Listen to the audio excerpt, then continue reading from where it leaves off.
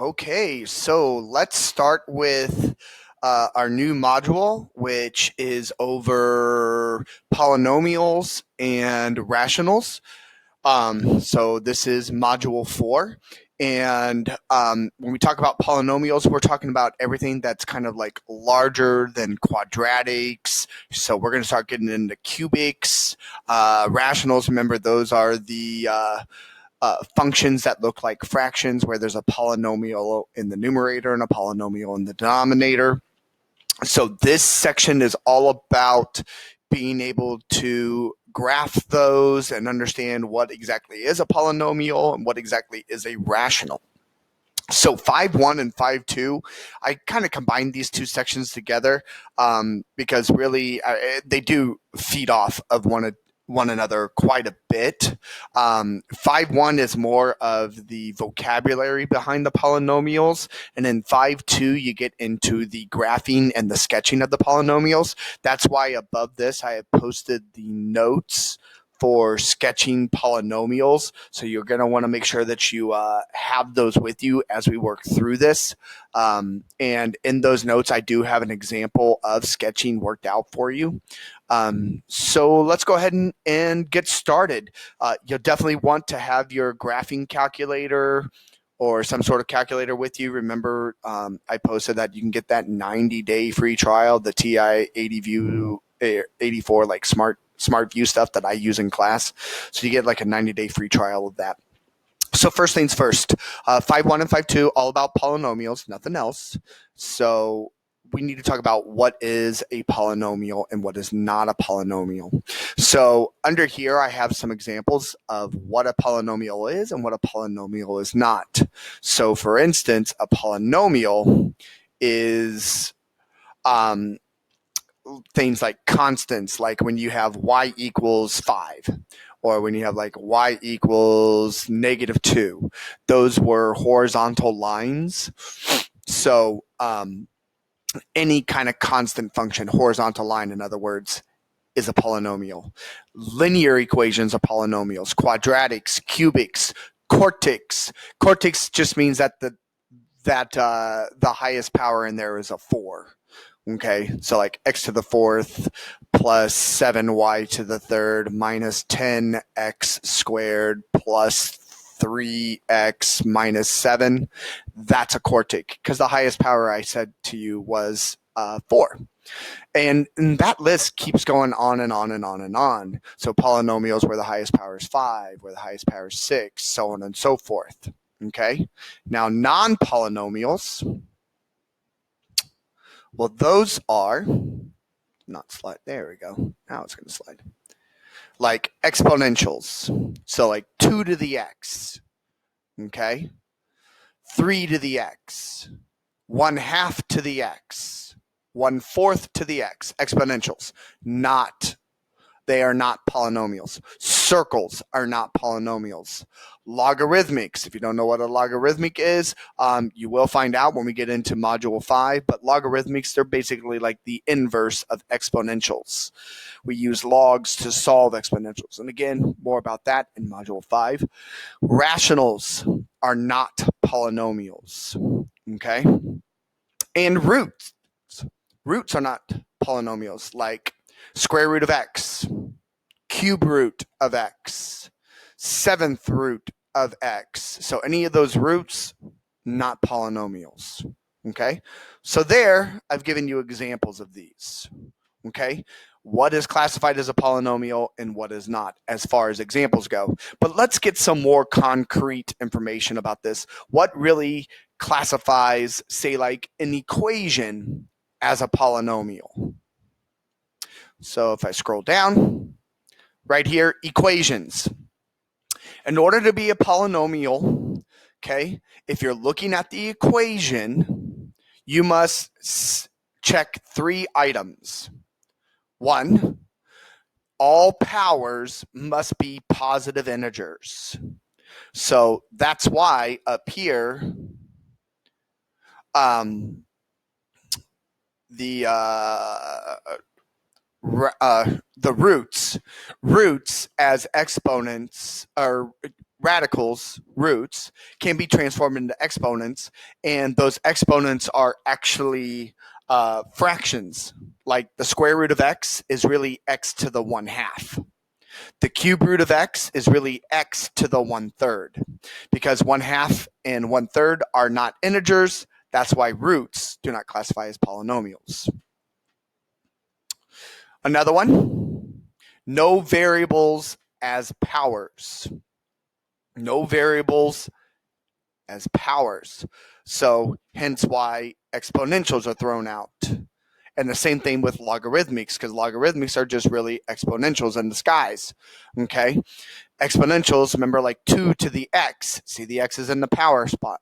3 to the x, 1/4 to the x that I said earlier. You know, that x is in a power spot. We cannot have variables as powers. And then finally, down here, no variables in the denominator, which is what takes out the rationals. Okay, because in rationals, you have polynomials, which contain variables in the denominator. Okay, now the only one I didn't talk about up here was the circles. The circles is, they're not polynomials, reason being, because when you solve the y to get it by itself, you end up introducing roots, which again, we already talked about roots. They don't produce powers that are positive integers. So that's why all those examples do not exist, because they violate these 3 rules. So if you're looking at an equation and want to know if it's a polynomial or not, check the powers. They have to be positive integers. You cannot have and there are no variables in the powers. So no like x to the 2x. That doesn't make any sense. That's not a polynomial. That's really an exponential. And no variables in the denominator, which is, the rationals. That's why that throws that out. Now, graphic-wise, a little different. When it comes to graphs, the graphs need to be smooth and continuous. Let me give you an example of what I mean by that. Smooth and continuous is this. This is smooth. Okay? Nice big humps and things like that. And the humps can be small, they can be large. That's smooth and continuous. This is not smooth and continuous. See how I had a little pause there when I hit that piece right there? That's what we call a corner. Okay? So no sharp points, no corners. That is not smooth and continuous. And the other thing is there's also no gaps. So sometimes you might see open circles and then a hole over here, and then the graph continues on. That is not smooth and continuous, because I had to lift my pen to get from this open circle to the closed circle. Okay? So smooth and continuous, generally kind of the idea is if you can take your pen, put it on there, and it flows nice and smooth up and down, round tops and round bottoms, no sharp corners, no holes or gaps. Okay? That's what smooth and continuous means. Okay. So let's take a look at some stuff. So right here, I have on this page, I'm going to expand the entire page. I've got 3 functions. I want to know, are these polynomials? It's either a yes or no answer. Okay? So pause the video and go.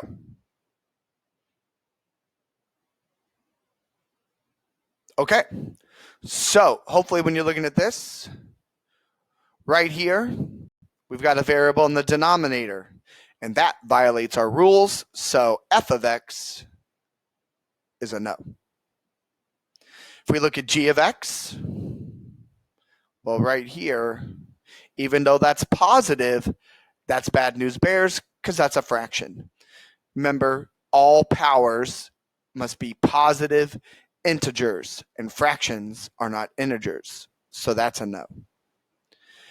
H of x, it looks good. It is a polynomial. Even though we have the half in front right here, that's okay. The only thing that matters is that all my powers are positive integers. There are no variables in those powers. And there are no variables in a denominator. And there you go. So some of your questions in your assignment are going to be about, is this a polynomial or not? And in some of those questions, if you say no, you move on and you be happy with life. You don't do anything. Okay. So we're going to start learning some information about polynomials here in a couple seconds. But if you say it is not a polynomial, then do not try and answer the questions that they are asking you. Because if it's not a polynomial, we don't worry about all this information that we're going to talk about here in a moment. Okay. But if it is a polynomial, then they're going to want you to answer some questions about these that you'll find out with some of the information we're going to talk about here in a moment. Okay, so there's a lot of vocabulary in this 5.1 section. All right, but first things first, when you look at these polynomial equations, you need to make sure whether you know for a fact or not whether you're whether you're looking at a polynomial or not. So my next one, I've got some graphs here. So fix my view. Didn't mean to erase it. Fix my view. So here are 4 graphs. Again, I want to know, are these polynomials or not? Remember, the graphs of a polynomial have to be smooth and continuous. Go ahead, pause the video, give it a shot.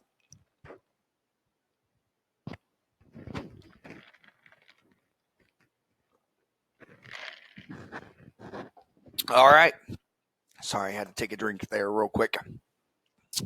So remember to be smooth and continuous. So if I take and I put my pen on here, is that smooth and continuous? And the answer is yes. I've got nice hills and valleys. Okay, no sharp points, no gaps. You look at the second one right here. Put my pen on. Whee! That was definitely smooth and continuous. No sharp valleys, no holes. Now the last 2, these are both the no's. Because when I go in here, if I start drawing, I'm at an open circle. Now I got to pick my pen up, come down here to continue the rest of my drawing, even though I didn't follow it very well there, but you get the idea. I had to pick my pen up. If I have to pick my pen up to complete my graph, that's not smooth and continuous. Okay? And then down here, obviously you can see, just like what I did a moment ago, I had to stop and then go the other direction. Because I had to stop for a second to change my directions, that's definitely not smooth and continuous. And it's got that sharp point there. And again, this guy, because of that hole right there, that's bad news bears. All right.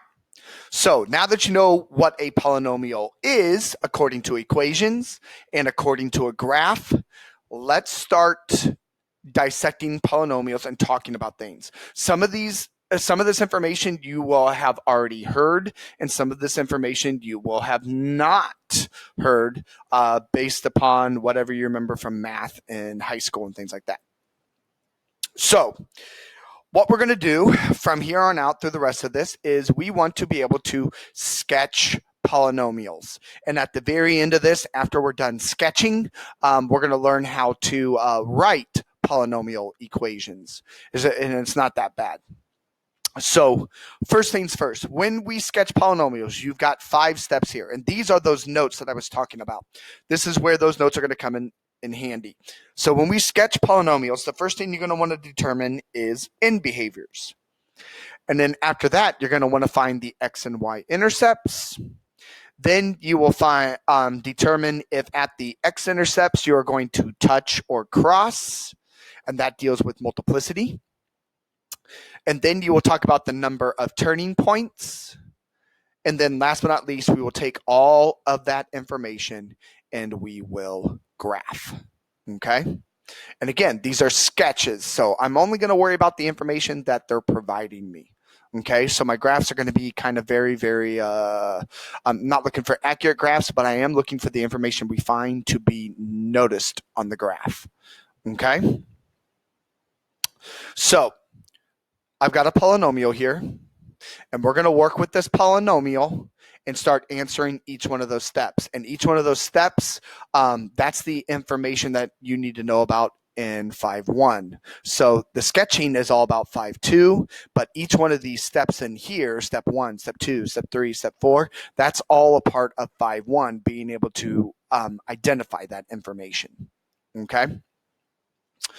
So the first thing we want to do with this is we want to talk about its end behaviors. Okay? So in order to talk about the end behaviors, as I told you in the notes, you need to find the first term. Okay? So if we wrote this in standard form, I need to know what is that first term, because that first term is very important for us because it's going to tell us two pieces of information. It's going to talk to us about the leading coefficient and the degree. And those are the pieces we need to determine the end behaviors. Now, up here, we've got this polynomial here that has been factored. Okay, we need to unfactor that. Now, I am not telling you to go full foil on this and give me the entire polynomial. Okay, I am not telling you to do that. All I want you to do is, what we're going to do is we're going to multiply the first term in each, you could say, kind of parenthesis up here. And yes, even this -6 has a parenthesis. We just don't usually write it. So what I want you to look at here is this. So we've got this -6. We've got this x minus 3. Now this 2 up here, that means I have 2 of these parentheses of the x plus 6. I'm going to write those out. Do not distribute that 2 through the parenthesis. It's incorrect. So this is what it looks like fully written out with all of its parentheses. And as I said, if I want to get the first term, all we're going to do is multiply the first pieces in each parenthesis. So I'm going to take -6 times x times x times x. Okay? Well, what is -6 times x times x times x? Well, that is -6x cubed. And that's important for us. Okay? And we'll also use this first term later on when we start talking about turning points and things like that. Okay? So, with that being said, let's talk about how we find end behaviors. Okay? End behaviors. You need that first term because we need to know about the degree. Okay? Degree, what it represents is if we wrote that polynomial all the way out, if we did all the foiling and multiplying that we could do with that polynomial and actually get it in standard form, remember standard form means that it's a polynomial from the highest power on down. The degree is in that first term because the degree is the highest power on your variable in the polynomial. That's what the degree is. So that first term, if you write everything in standard form, that first term has the degree. So when we look at our first term right here, because the power is 3, that is the degree of our polynomial. This polynomial, f of x, the highest power in it is 3. That's the degree. Okay? The other piece we need is we need to know about the leading coefficient. We'll talk about the positive and the negative here in a second. But the leading coefficient, again, is a part of that first term. It's called the leading coefficient because that means basically what it's after is the very first number. So when you FOILed everything out and put it in standard form, we want to know what is the first number, the number that is in front of the very first variable. Hence why we call it the leading coefficient. Okay, so when we go back over here, if we look right here, there's the first number. So our leading coefficient, which I abbreviate LC, is -6. Okay, these are the important numbers. Now you can see why I said, hey, we got to get the first term, because I need these two pieces of information to find the end behavior. And so if you look at your notes, you see that in behaviors, it's all about the leading coefficient and the degree. So when you look at the degree, it's all about whether it's even or odd. So when we look at our degree over here, the degree is 3. So that is odd. So that's important for us. So when we're over here looking at our table, that means I'm only concerned between these two pieces right here, because this is the odd column. Okay? I'm either going to be up here or I'm going to be down here in this box. It's one of those two. So let me get rid of that stuff real quick. All right.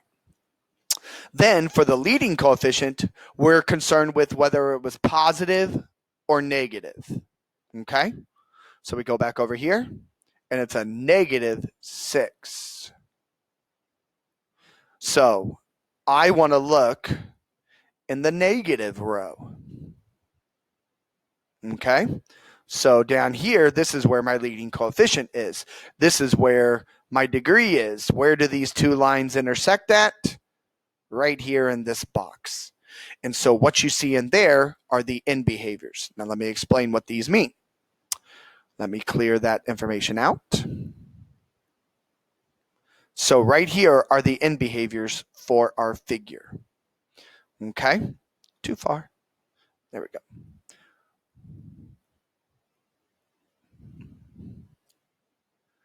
All right. So what this means is that on the left side of our graph, whatever it is, it's going to be shooting down towards negative infinity. Okay?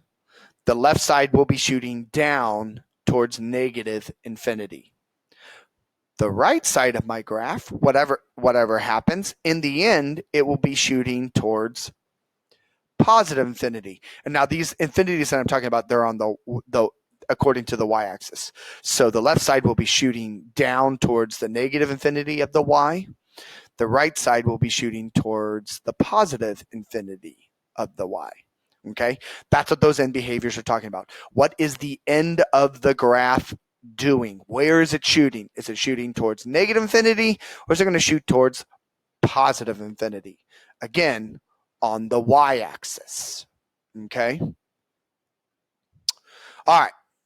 So now we know what the ends of our graphs are going to do. Okay. Let me go back to that table, just talk about some other ones so that you can see it.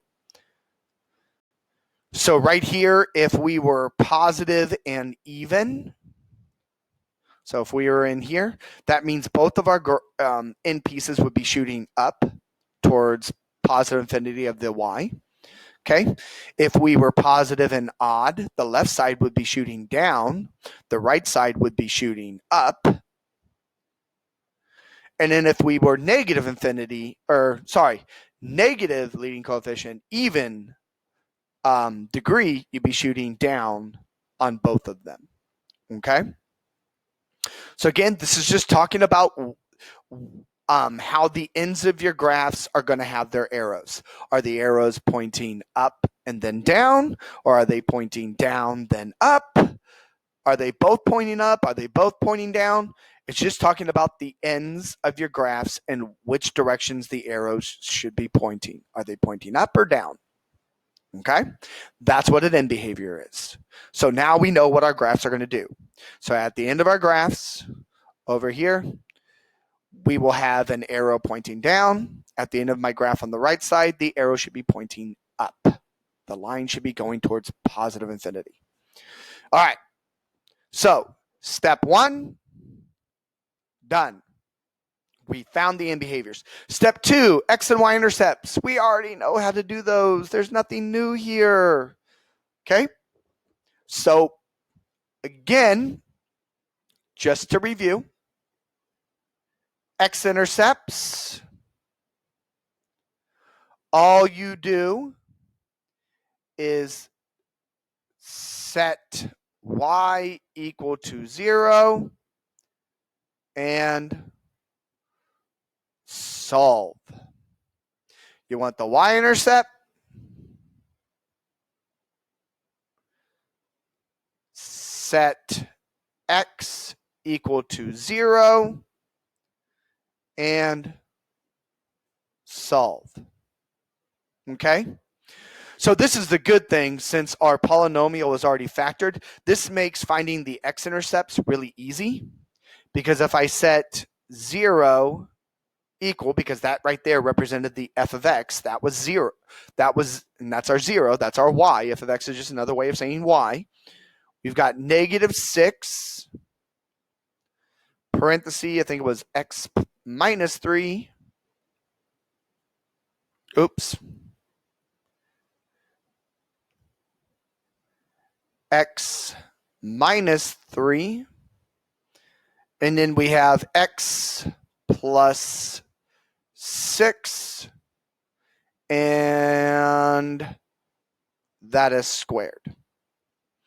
All right, so since this is factored, what do we do when everything is factored and we want to find the x values for these, the solutions? Yep, you just set everything equal to 0. That's what's awesome about this, is we don't have to worry too much about factoring. Do not get me wrong, there is some factoring in this module, but they've kind of made our lives a little bit easier for this. So we just set everything equal to 0 because it's already factored. If it wasn't factored, then we would have to factor it and then set everything equal to 0.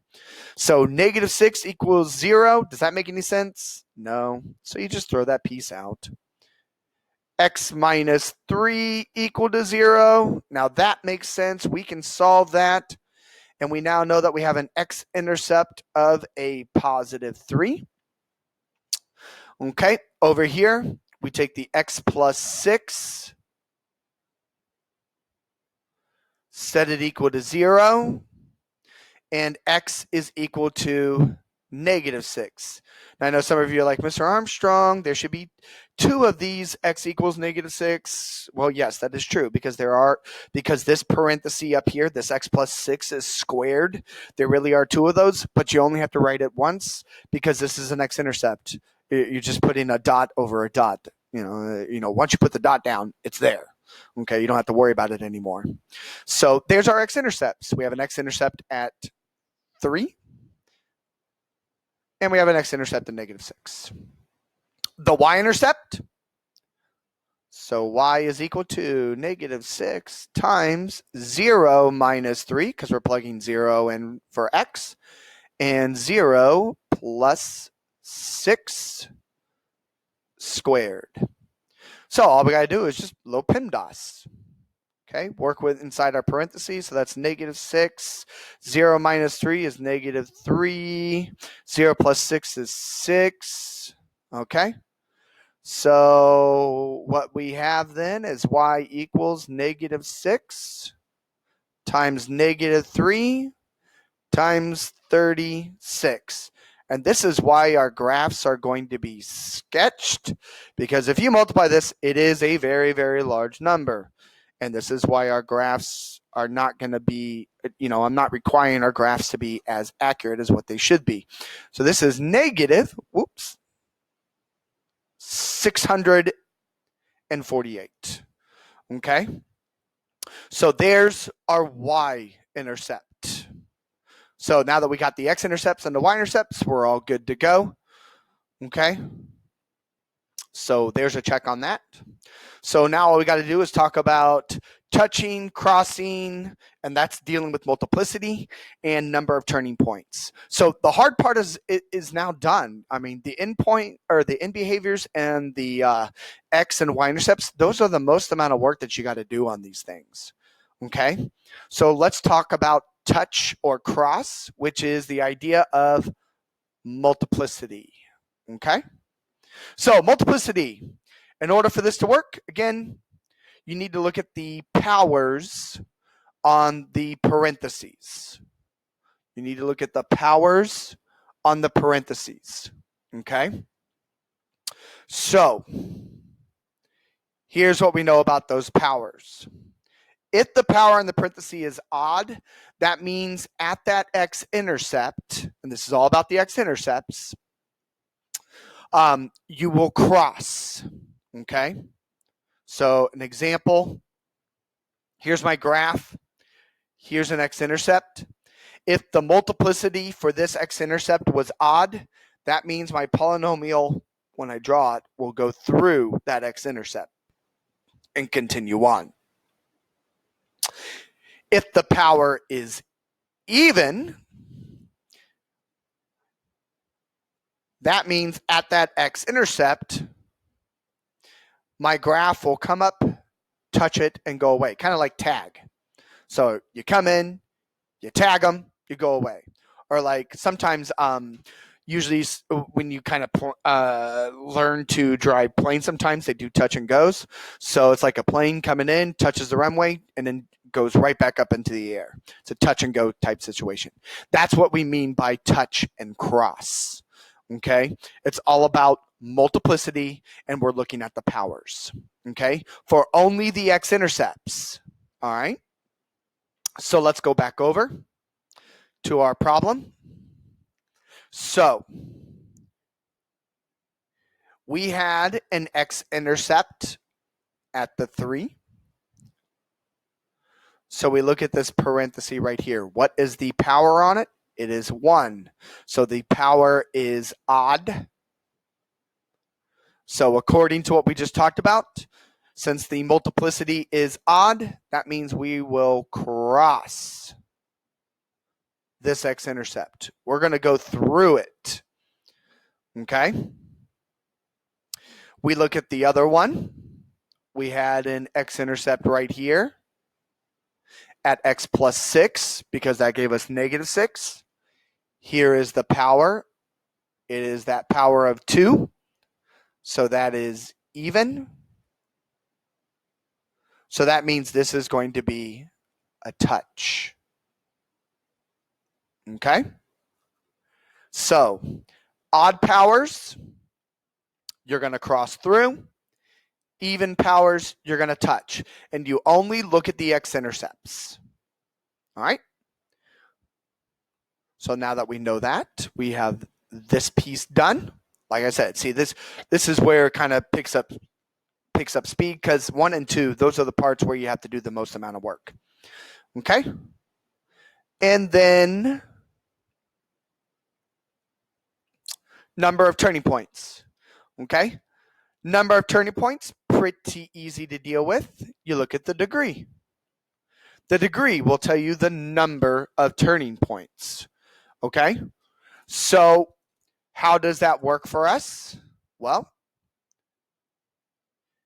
you have at most n turning points. And n is when you take the degree and subtract 1 from it. N is when you take the degree and subtract 1 from it. Okay? So you will have at most those amount of turning points. Okay? So if we go back to our function, our polynomial here, this is why I said we're going to come back to that first term again, because now we need that degree again. We need this information. So since my degree is 3, that means I will have at most 3 minus 1 turning points. So I will have at most 2 turning points. And turning points, that really just means humps, the hills, or maybe possibly valleys. Okay? So you could have at most 2. So there could be 2 turns, 2 humps, 2 hills, or 2 valleys, some combination like that. Or it could be 1. Or there could be none. Okay? We're not guaranteed any. We just know that we could have at most 2. Okay? So, and how did I get that 2? Again, it was just the degree. All you got to do is take the degree minus 1, and that's how you figure out your turning points. All right? So now that we have all this information, we can now graph this. Okay, but before we graph, sometimes they ask one more question, and this has no bearing. Well, I mean, it does have somewhat of a bearing on the graph, but not as much as what you think. They might ask you a question about what is the power function. And again, that's just the first term. What you guys found there, that first term is so important for us when dealing with polynomials. It provides us so much information. That first term is the power function. Okay?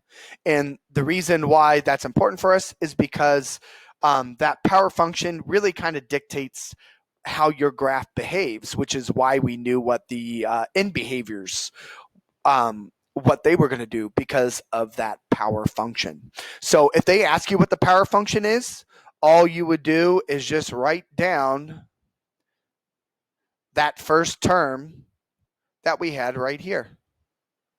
This guy right there is the power function.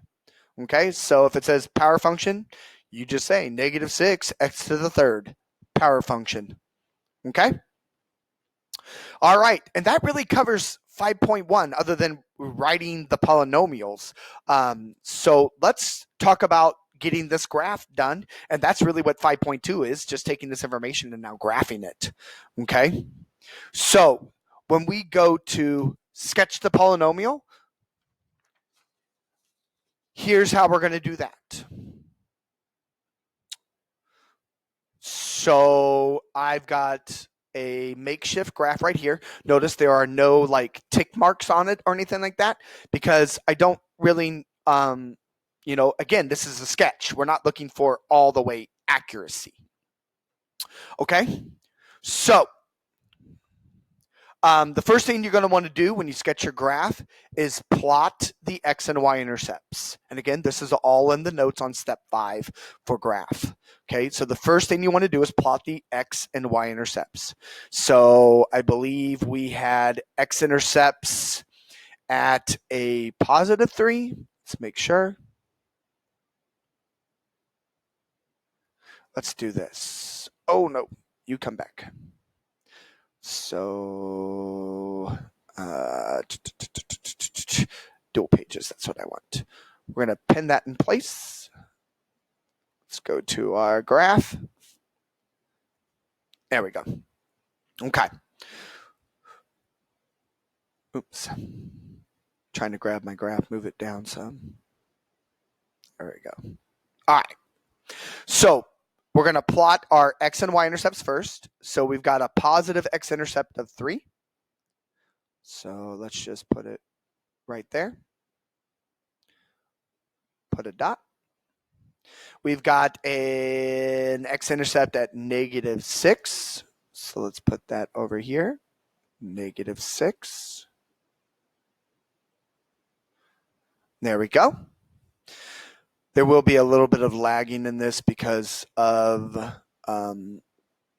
there's so much information on the screen.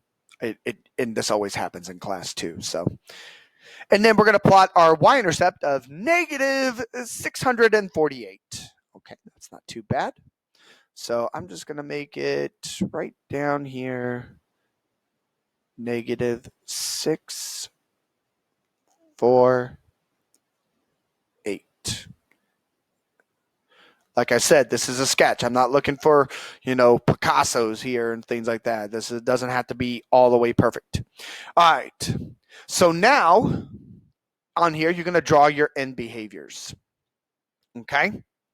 So your end behaviors, we know that on the left side, it's going to be down. So I'm just going to put an arrow there. And on the right side, it's going to be up.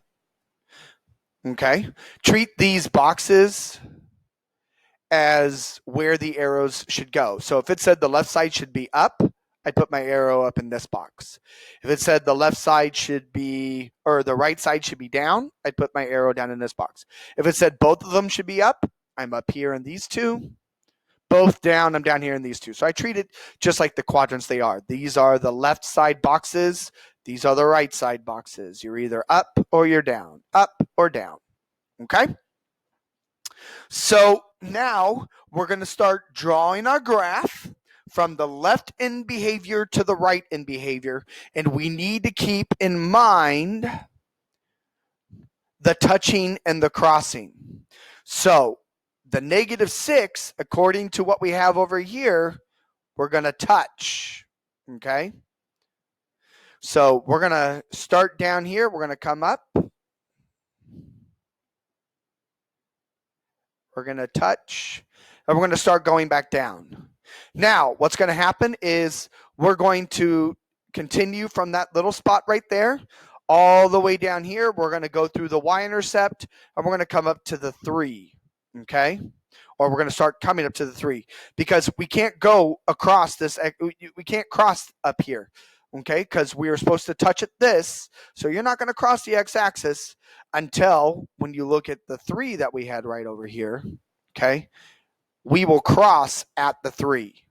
So what we're going to do is we're going to come down here and swoop down, hit that guy, then come up, and we cross through the 3, and we go up to our arrow. Sorry, I mean, that was as close as possible. And notice, this matches the at most 2 turning points. We actually had 2, okay? Turning point, okay? So we actually had 2. And all of our information that we found over here at the beginning with the x-intercepts, the y-intercepts, the touching, the crossing, it's all there. And behaviors are there. Okay. Now, the thing that I usually get is, Mr. Armstrong, whoops, didn't mean to do that.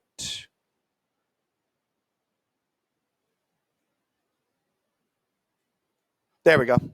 I get a question about how do you know that this humps here? Okay. Well, I don't. Again, this is just a sketch, so it's as close as possible to what's really going on. I mean, another way my graph could have looked, it totally could have been drawn like this. You know, something like that. I mean, that turn shouldn't have been there, but there could be a large hump over here. Or maybe my graph could have been drawn like this.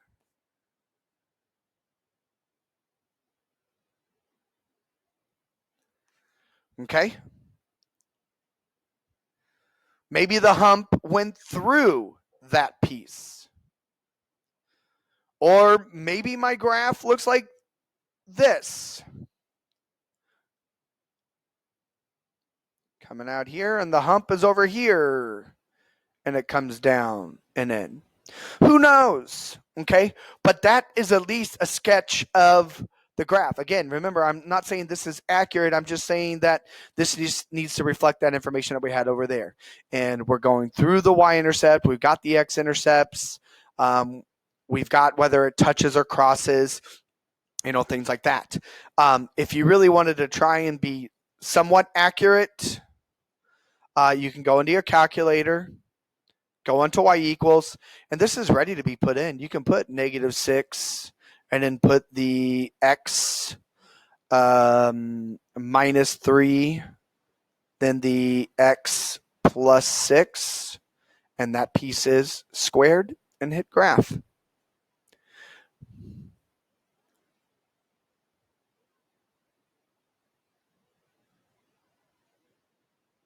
Did I put in a -6?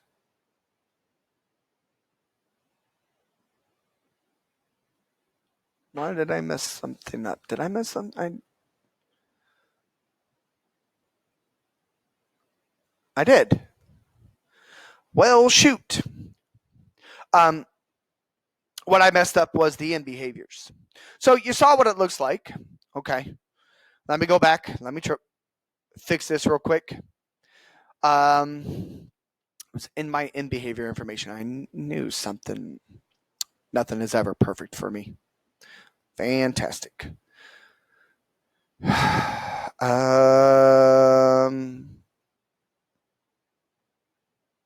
Oh, I wrote it wrong. We were in the right box. Just silly me. I wrote it wrong. It should have been up, then down. And I wrote the down, then the up. And I'm sure some of you are probably, Mr. Armstrong, you just wrote that wrong. And you're absolutely right. It should have been up, then down. So let's go fix our graph. That's an easy fix. Okay? So let's fix this. Let's go the entire page. We'll get rid of Mr. Armstrong's big mess up. I'm sorry. So we still got the -6. We still got the 3.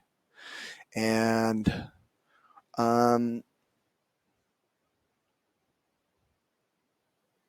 that means I messed up on the y-intercept too, because it's negative. That's weird. Let's double check some things here. What did I do?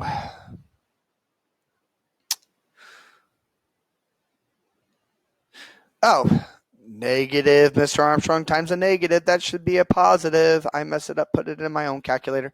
See, I make silly mistakes, but the principles are still there, guys. Even though I made mistakes, see, Mr. Armstrong makes mistakes. That happens. So, silly me. Our math was all good. I make brain head and just do silly stuff sometimes. Easy fix. See, I'm only human. All right. So, it's a positive 648. All right. So now if we draw on our graph, remember in behaviors we're up and then we're down. Okay. So we come in, we touch. And there we go. There's one possible picture of what this graph looks like. The correct graph with the correct stuff. Because again, remember that we are supposed to touch at the -6 and cross at the +3, according to our notes. Okay? I'm sorry, I didn't mean to. I'm sure all of you are like, Mr. Armstrong, what the heck are you doing? But the process that I went through is absolutely correct. Ooh, excuse me. I just messed up on a sign, and I circled the correct window, but I wrote the wrong thing down. That happens sometimes. All right. So let's do another one. Make sure that I didn't confuse you too bad. So here we go. Here's what you got. Give it a shot. And go ahead, answer all those 5 questions, do the graphing, all that good stuff. Tell me what the power function is. Go ahead, pause the video right now and get after it.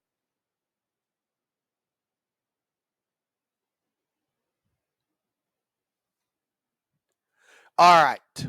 So to get our end behaviors, we need that first term.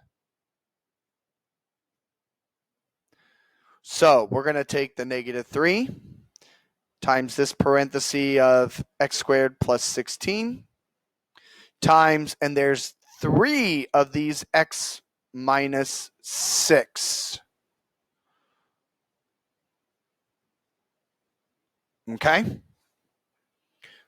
Close my parenthesis. So all we got to do is multiply all of the first pieces. So we're going to take the 3 times the x squared, because that's the first piece in that parenthesis, times the x, because that's the first piece in that parenthesis, and all these other x's. Those are all the first terms in each one of those separate pieces. Because again, remember, even this -3 has its own parentheses. We just don't usually put it in front of it because it's like a GCF. So we're just going to multiply all the way through those pieces. And you find out that your first term is -3x to the 5th, because x squared times x times x times x, that means there's 5 x's there. So there is our first term, which is very important for us for turning points and for the power function. In fact, that is the power function if it asks. Okay? So our degree, which I'm going to abbreviate just with a lowercase d, and our leading coefficient. Okay? So our degree is 5. Our leading coefficient is -3. The 5 is odd. The leading coefficient is negative, so this is just like that last case. Although I'm going to write it correctly this time, and it's going to be that the left side is up, the right side is down. Okay, so this is just like our last case with the leading coefficient. Okay, left side's up, right side's down. All right, so now we find those x and y intercepts. So we got 0 equal to negative 3 x squared plus 16 x minus 6 cubed. So again, great thing because it's already factored for us. So all we got to do is take all those parentheses, set them equal to 0. Negative 3 equal to 0. We throw out because that doesn't make any sense. X squared plus 16 equal to 0. So subtract the 16 minus 16. X squared equals negative 16. Square root, because that's how you get rid of a square. And x is equal to, now we don't take the square root of negative numbers, so you could stop right here because there is not a real number answer. But we could actually do this if we were considering complex. Remember that if you take the square root of a negative number, I pops out. And what's the square root of 16? 4. And because we square rooted both sides, it is plus or minus 4i. But again, this is not a true x-intercept for us because it is a complex number. So technically, we throw this out as well too, because we only want real value numbers. So then the last one, we take our x minus 6 equal to 0, and we find out that x is equal to a positive 6. So that's what we know about our function. We have x equal to 6 is our x-intercept. Okay? All right. So now we find the y-intercept. Remember, y-intercept is very easy. We just plug in 0 to all of our x's. Plus 16 and 0 minus 6 cubed. And again, we're going to get large, ugly numbers here. Negative 3 times 16, negative 6 cubed,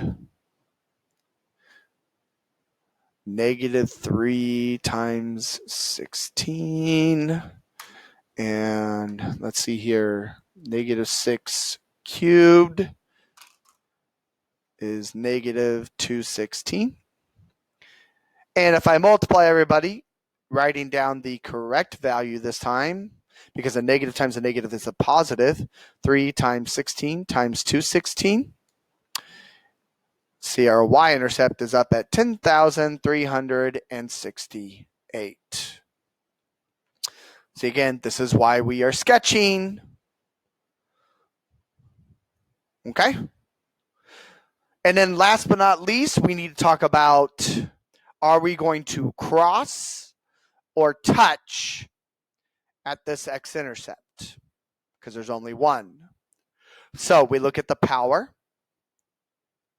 The power is a 3, so that is odd. So that means at this x-intercept, we will touch. Okay? And then the turning points. So we go back up to that first term, which was right there.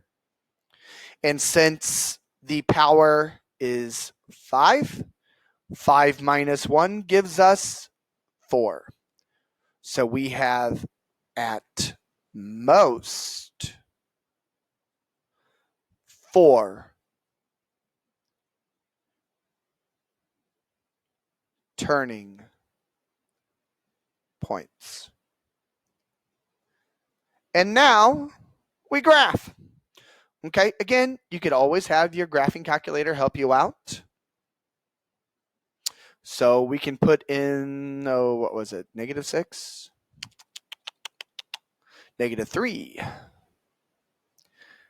-3 x squared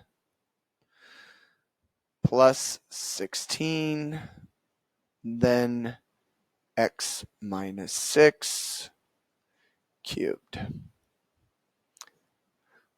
So you can have this also help you out with graphing. Come on, graph. It's still working. I've got my little circle right over here. And there you go. There is kind of what it looks like. I know, really weird looking graph, right? Well, some things that you can do to help this out. You can go into your zoom. And sometimes if you scroll down to what we call zoom fit, it will show you a little bit better of what this looks like. And I just kept pushing the button too much. And it's just going to keep going. There we go. So zoom fit right here up at 0.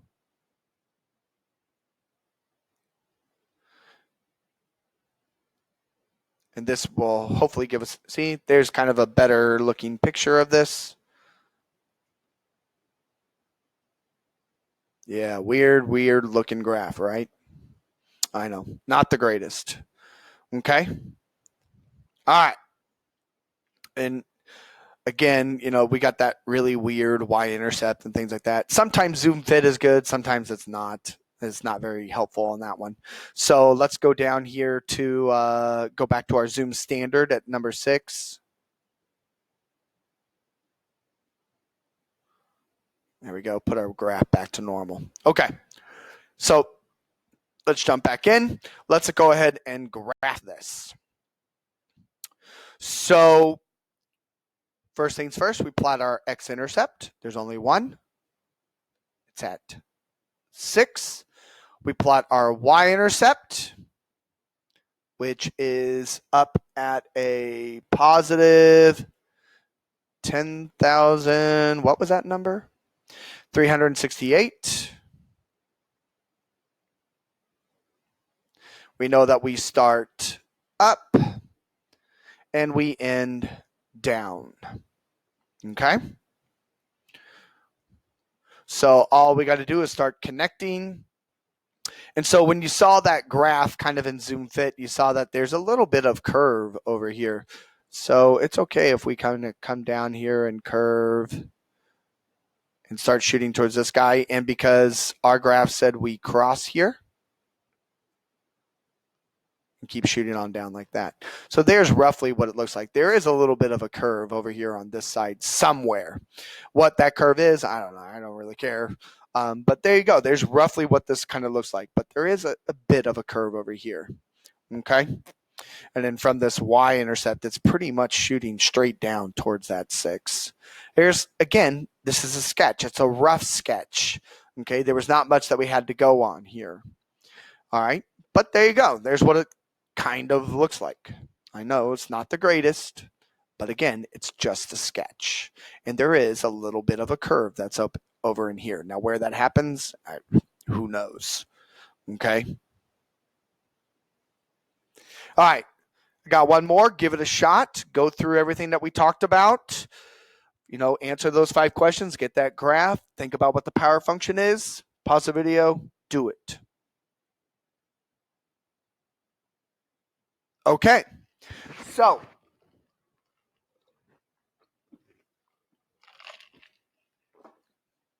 had to get a drink. Good old pink lemonade. All right. So let's find that first term again. So first term. All we got to do is multiply the pieces of the first parentheses. I'm not going to rewrite this because this is actually all written out as it is. So there we go. There's our first terms. All we got to do is take x squared times x. And so our first term is x cubed. Okay, so let's talk about the degree and the leading coefficient.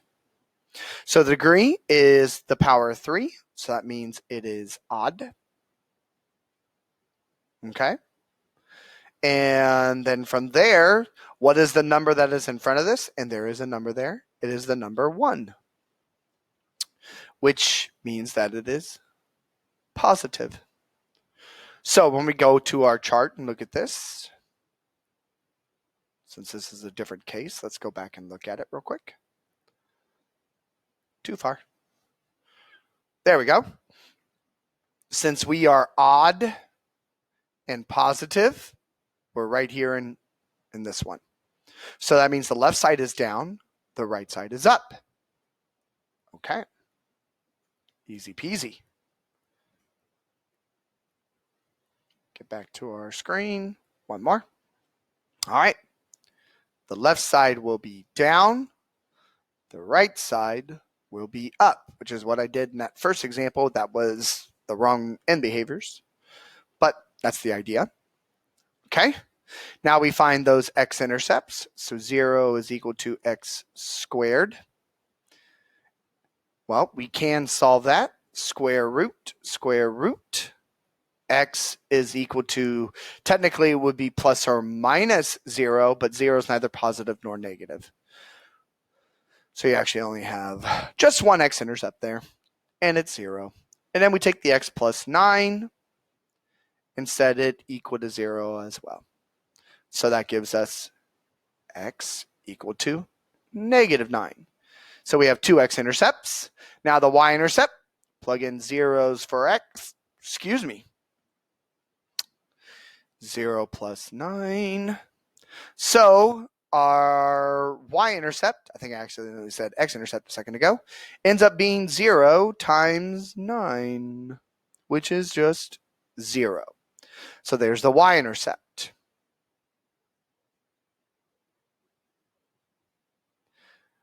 All right, so now we talk about the touching or the crossing.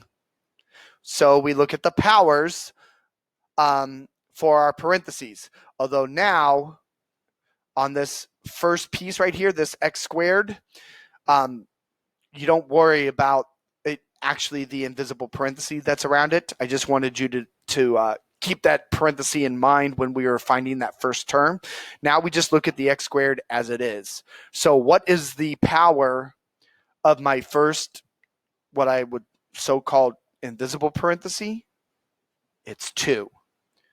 So at this x-intercept, which is also our y-intercept, since the power on it was 2, that means it is even. So that means this is going to be a touch. Okay? Now, what's the power on the x plus 9? It is 1. So that is odd.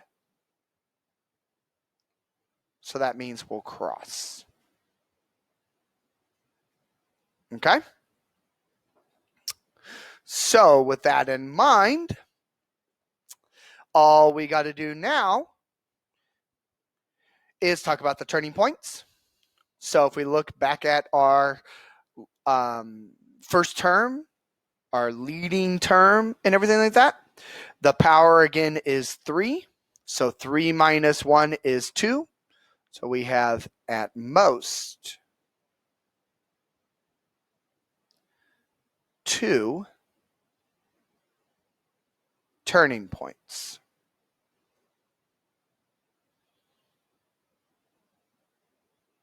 Okay? And again, everything that we did right here, this is all kind of the 5.1 stuff. In 5.2, we take it the step further and we graph. So we know that we have an x and y intercept here at 0. And we know that we have another x-intercept at negative 9. Okay. We know that the end behaviors, the left side is down, the right side is up. All we do now is graph, considering whether we touch or cross. So again, at the negative 9, that is going to be a cross. At the 0, we're going to touch and go. So we're going to come up. We're going to go through negative 9. We're going to turn, come back down, touch, and then we're going to continue on up. And there you go. Again, this is one possible sketch of this. How high is this hump right here? Or how low is it? I don't know. It could be extremely high. It could be extremely low. So for all I know, this could be a valid picture. Oops. Let's redo that. Be a little bbit more accurate, Mr. Armstrong. That could be okay. Or this could be just as valid. So how high and low it is, you just go to the calculator if you really want to figure it out. Go into our calculator and we can put this in. Again, all these you can put in the calculator. Sometimes the calculator is helpful. Sometimes it's not as helpful. I believe it was x plus 9. So you can see the hump is quite a bit up there, and then it's more skinny around the 0. Let's see what zoom fit does this time. So let's go up to zoom fit.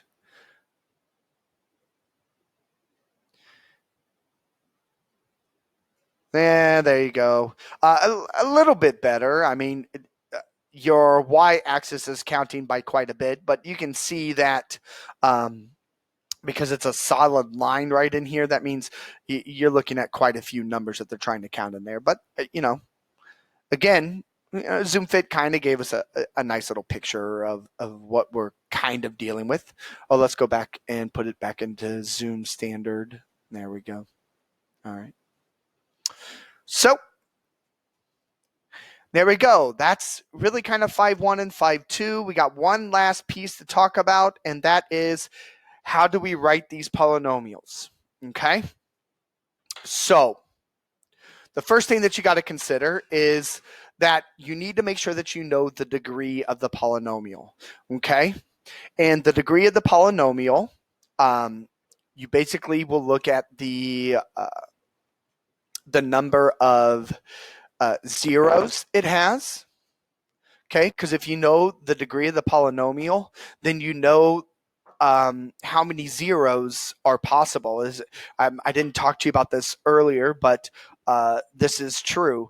If you know the degree of the polynomial, then that polynomial has at most that many zeros.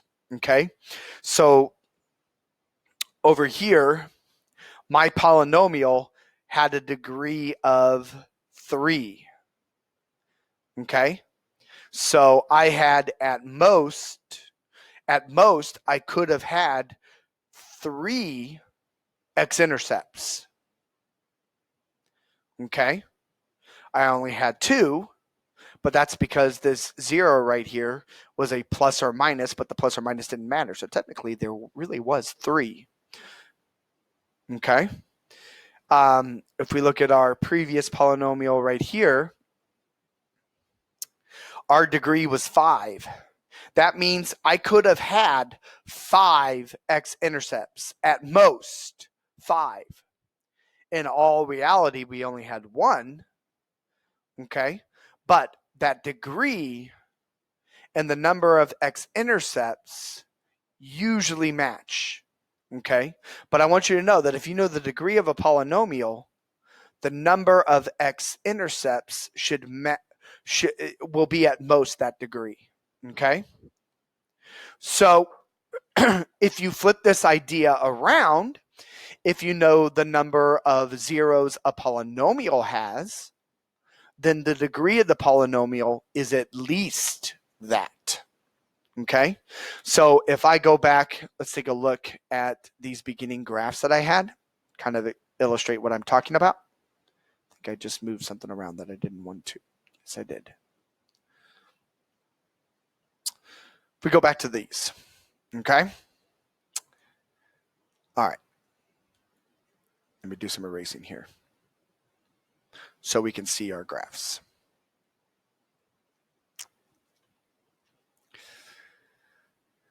Okay. So if we look at this graph, here's all my x-intercepts. I have 3 of them. Okay? I have 3 of them. So that means for us, because there are 3 x-intercepts, the degree of this is at least 3. It could be more than that. Okay? But the degree is at least 3. All right? When you look at this guy,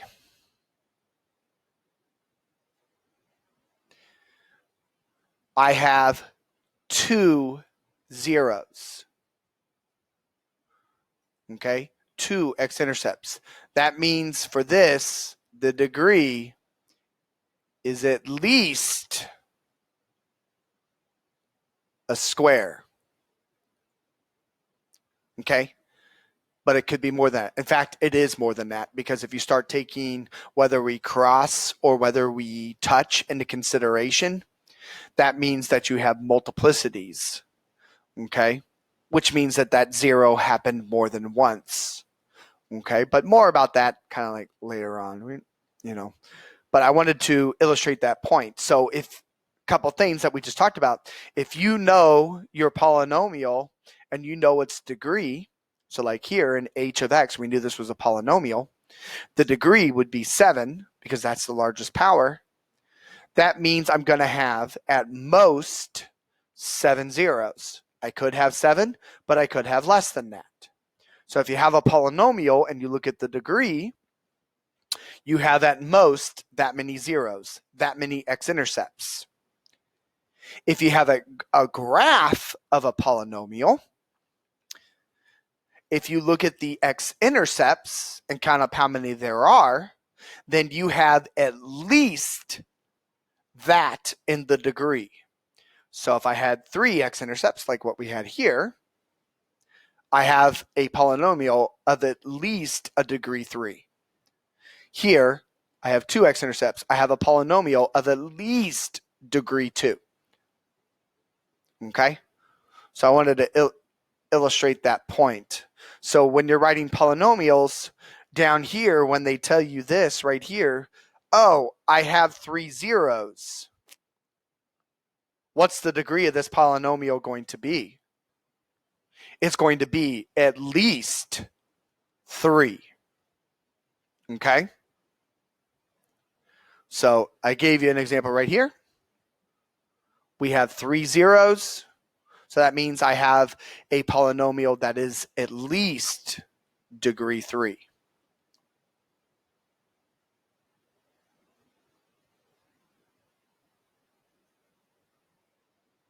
Okay? Now, how do we write this? All right, so let's take the mumbo jumbo and the math stuff to the side. Now, in here, all these polynomials, they have a basic form. This is what we call intercept form. And it's a x minus, I'm going to call this z1, x minus z2, x minus z3, and it keeps continuing until you get to the very last z. Okay? Which would be like, fix this. X minus z to the n, whatever the n is. So in our case, we only have 3 zeros. Okay, so Z1 means the first 0, Z2 means the second 0, Z3 means the third 0. Now, normally when you start getting into higher level math, you're going to start figuring out what A is. But for us in this, we're going to be nice to you, and for all of our problems, we're going to let A equal 1. We're going to make this nice and easy. So technically, all we're dealing with is this. F of x equals x minus z1, x minus z2, and x minus z3. All you need to do is plug in the zeros and then FOIL. That's all this is, because they do want it in standard form. So f of x equals x minus a negative 2, x minus 2, x minus 6. Okay, negative by a negative becomes a positive. Yeah, you guys are so good. I didn't know you guys were on call with me. So we got a positive there. All we got to do is FOIL. Take x times x equals x squared. X times a negative 2 is negative 2x. Positive 2 times x is a positive 2x. Positive 2 times a negative 2 is a negative 4. Do a little cleanup real quick, and then we'll multiply all that by x minus 6. So f of x in here, the two middle terms will cancel out. So we have x squared minus 4 times x minus 6. So now we just FOIL one more time. X squared times x is equal to x cubed. X squared times negative 6 is negative 6x squared. Negative 4 times x is negative 4x. And negative 4 times negative 6 is a positive 24. And no one's getting together here, so that is the polynomial they're looking for. And that's it. All right, so 5-1, 5-2, all yours. Have fun. Doing weird things.